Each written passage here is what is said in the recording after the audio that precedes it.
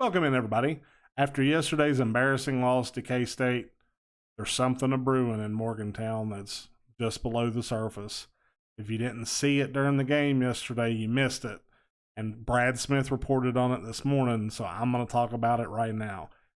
I'm Sam the Man, and this is the Mountaineer Effect.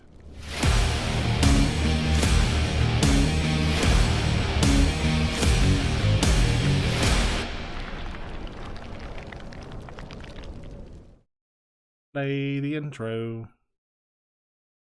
Play the intro. Welcome in, guys. If you haven't already, go ahead and hit that subscription button. Click the notification bell for when we go live. We're going to start doing a live show probably once every other week. We're going to start giving away some autographed memorabilia once we hit 600 subscribers. So let's get there.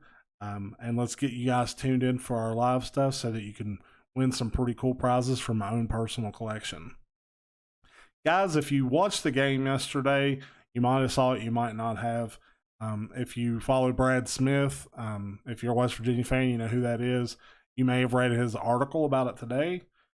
But during the game yesterday, there was a confrontation, is what I would call it, between Neal Brown and Jarret Doeges, where Neal Brown was trying to talk to Jarret Doeges, and Jarret just walked on by him, acted like he wasn't there, didn't pay any attention to him or anything. And as a coach, especially when it's a player that you stood by the way Neal Brown stood by Jarret Doeges, but as a coach, that should never happen.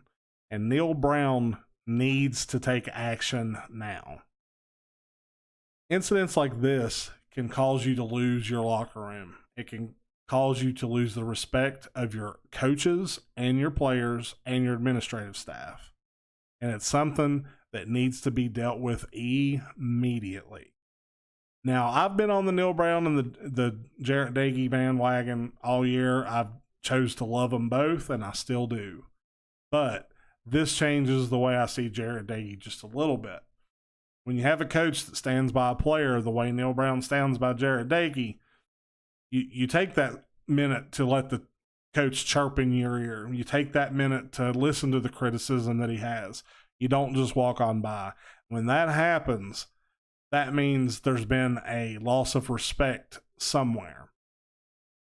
So, what would I do? I would bench his ass. He wouldn't play another snap for me. That would be it. I would put Goose Crowder in and let him start the last 2 games of the season. I would hold a press conference and say, I would rather be 4-8 with the respect of my ball team than 6-6 with a quarterback that's acting like a child. I think us as Mountaineer fans, if you see the incident, you'd probably get right behind him for that. There's no sense in acting that way. That's not what I consider a Mountaineer attribute. That's just not the way you act on the field. I think Neal Brown has every right to be pissed. I think he should bench him for that alone, not because of the way he's been playing or for any other reason other than that singular reason.